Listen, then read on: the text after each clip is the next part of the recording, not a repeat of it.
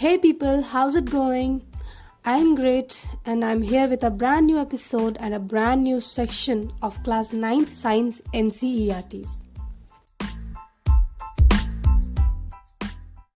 Today we are going to start with physics. And before we start physics, let me tell you, physics सिर्फ पढ़ने से नहीं आती है. One needs to practice the questions. हम फॉर्मूले चाहे जितने याद कर ले बट अगर पुट करना ही नहीं आएगा तो सब बेकार है. So keep practicing as we go. The first lesson is motion. Just a disclaimer, this podcast is not an explanation of the lessons.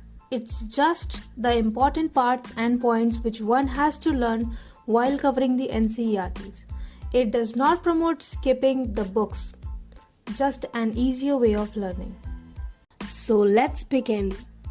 आज हम बस बेसिक टर्मिनोलॉजीज करेंगे. Laws of motion is in the next chapter. We see motion in everyday life. और एक ही object एक इंसान के लिए मोशन में हो सकता है और दूसरे के लिए स्टेशनरी. एक चलती हुई बस में बैठे पैसेंजर्स के लिए trees are in motion and उस पर्सन के लिए जो उसी पेड़ के नीचे खड़ा है the tree is stationary. In fact उसके लिए तो the bus is in motion along with the passengers sitting inside. Motion is very complex. कभी वो straight line में होता है, कभी circular, some में rotate और even vibrate. हम सबके बारे में पढ़ेंगे. जहाँ से motion start होता है उस point को हम लोग origin बोलते हैं. मान लो you have to go to college from your home. अब जहाँ से शुरू हुआ that is your home is the origin. And motion को डिस्क्राइब करने के लिए we need to have an origin. The simplest type of motion is motion along the straight line. मान लो you have a duty of remarking the basketball field and prepare it for an upcoming event. Let's consider the four corners of the field be A, B, C and D. आपने A से start किया. You went to B, then C, then D and then to complete the rectangle you came back to A. Now consider the two sides be 10 meter and the other two be 5 meter. हम consider इसलिए कर रहे हैं क्योंकि मुझे correct measurement नहीं पता, तो I apologize.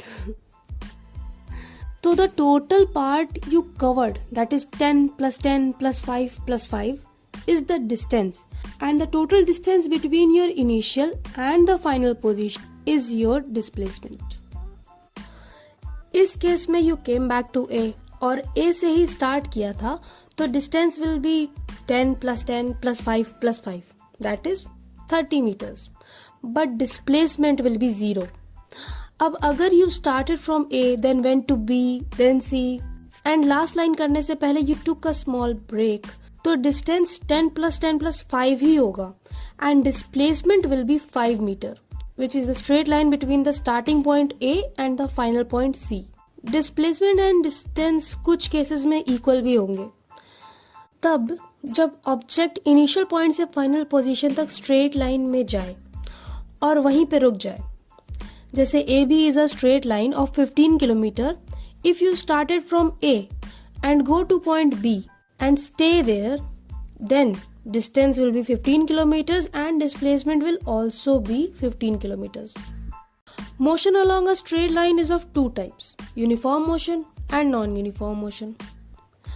मान लो एक ऑब्जेक्ट मूव कर रहा है along the straight line और वो फर्स्ट सेकेंड में 5 मीटर कवर कर रहा है, दूसरे सेकेंड में भी 5 मीटर, थर्ड में भी 5 मीटर, फोर्थ में भी 5. तो ये ऑब्जेक्ट हर एक सेकेंड में 5 मीटर ही कवर कर रहा है, तो इसका मतलब ये यूनिफॉर्म मोशन में है. An object that covers equal distances in equal interval of time is said to be in uniform motion. और वो object that covers unequal distance in equal interval of time, मतलब फर्स्ट सेकेंड में 5 metre, दूसरे में 7, तीसरे में 3 metre and so on. Those objects are said to be in non-uniform motion, like a man jogging in a park or a car moving through a crowded place. Uniform motion का time interval बहुत कम होता है as compare to the non uniform motion. अब आते हैं speed. Speed हमें बताता है कि कौन सा ऑब्जेक्ट कितनी देर में कितनी डिस्टेंस कवर कर रहा है. The distance traveled by object in unit time is called speed of an object. इसकी SI unit metre per second होती है. स्पीड होती है यूनिफॉर्म मोशन के लिए, but most of the object are in non uniform motion and उनके लिए हम लोग एवरेज स्पीड निकालते हैं. Average speed is equal to total distance travelled upon total time taken. इन सब के डिनोशन होते हैं, सिंबल्स होते हैं.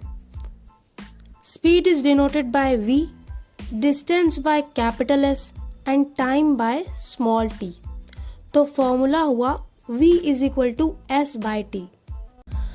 Now speed with direction is called the velocity. Velocity is the speed of an object moving in a definite direction.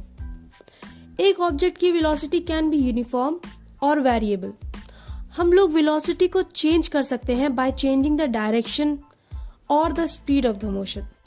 Velocity को भी speed की तरह कैलकुलेट करते हैं एंड नॉन यूनिफॉर्म मोशन के लिए एवरेज वेलोसिटी भी होती है. Average velocity is equal to initial velocity plus final velocity upon 2. इन सब के भी सिंबल होते हैं.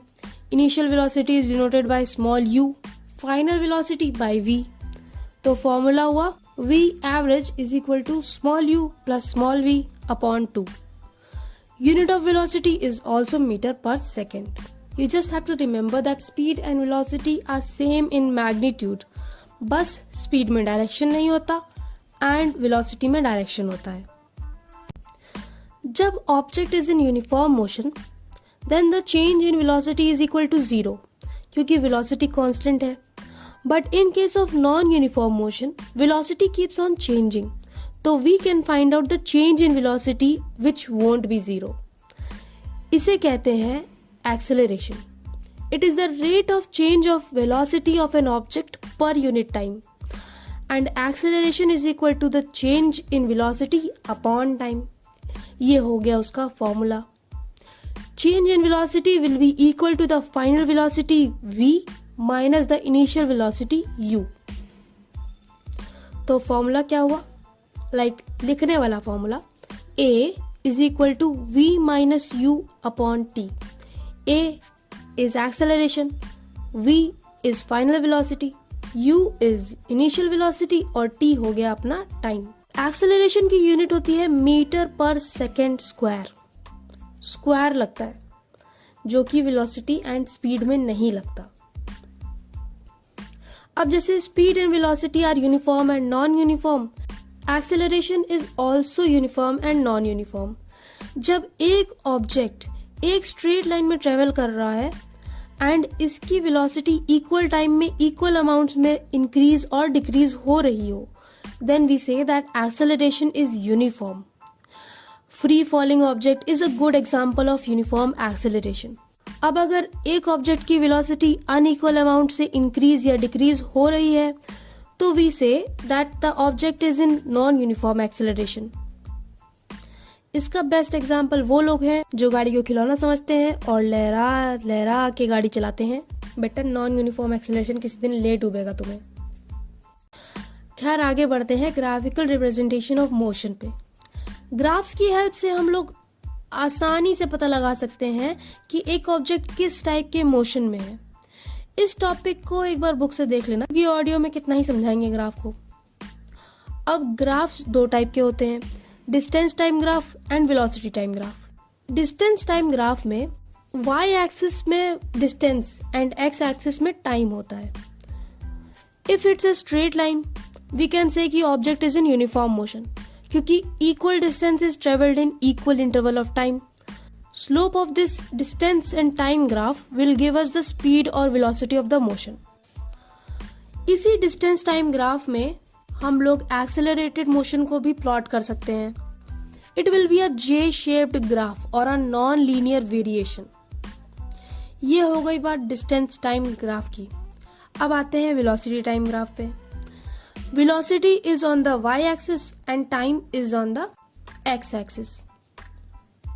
एक यूनिफॉर्म मोशन में वेलोसिटी विल बी कांस्टेंट, तो the velocity time graph will be a straight line parallel to the x axis. अब we know that displacement is equal to time into speed. तो इस graph से अगर हमें displacement निकालना हो तो we have to find the area enclosed by it. और एक यूनिफॉर्मली एक्सेलरेटेड मोशन का graph will be a straight line on velocity time graph, and इस ग्राफ का area will give us the distance covered in a given interval of time. And non uniform motion को अगर हम लोग plot करेंगे तो velocity time graph can have any shape. Go through these graph once to clarify it even more. Now there are three equations of motions that we use to calculate the acceleration, velocity, distance and time of an object in a straight line with uniform acceleration. These three equations are v is equal to u plus at, s is equal to ut plus half at square, v square minus u square is equal to 2as. इन फॉर्मूले में u is equal to the initial velocity, v है हमारा final velocity, a small a is acceleration, small t is time taken and capital S is distance travelled by the object. अब आते हैं uniform circular motion पे। अगर आप एक circular track पे दौड़ोगे तो आपको हर सेकेंड पर अपनी डायरेक्शन चेंज करनी पड़ेगी, एंड क्योंकि there is a constant change in direction there is acceleration, क्योंकि हमने पढ़ा था that acceleration is the rate of change of velocity. Therefore motion in a circular path is always an accelerated one. अब जो circular path में motion हो रहा है it's happening on the circumference which is equal to 2 pi r, where r is the radius of the circle. तो velocity is the distance per unit time. Thus, velocity along the circular path is equal to 2 pi r upon t. बचपन में सबने लंगड़ नचाया होगा। अरे लंगड़, एक पत्थर को डोरी में बांध कर नचा रहे हैं मस्त, तो याद होगा। अगर हम इस चलते हुए लंगड़ को हम चलते चलते छोड़ दें तो it will go in a straight line tangential to this circular path. Tangent बस एक लाइन होती है परपेंडिकुलर टू द रेडियस। तो इससे ये पता चलता है कि एक यूनिफॉर्म सर्कुलर मोशन में एक पॉइंट पे ऑब्जेक्ट की direction is tangent to the circular path. और अंत में एक छोटा सा रिवीजन, स्पीड और वेलोसिटी सेम होती है और उनकी यूनिट भी सेम होती है, that is metre per second. Speed का फॉर्मूला होता है distance upon time and velocity का फॉर्मूला होता है displacement upon time. Average speed का फॉर्मूला होता है total distance travelled upon total time taken, और एवरेज वेलोसिटी का होता है initial velocity plus final velocity upon 2 और v plus u upon 2।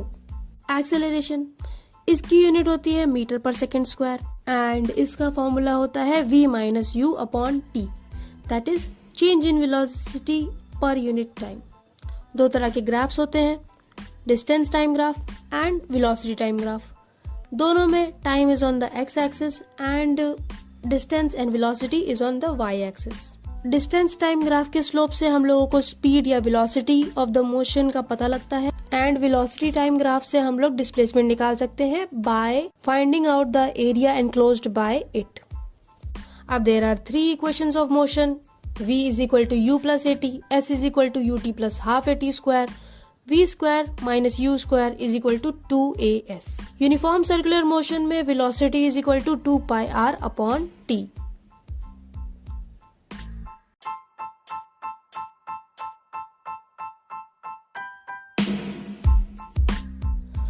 And with that we come to the end of this episode and lesson number 8, motion.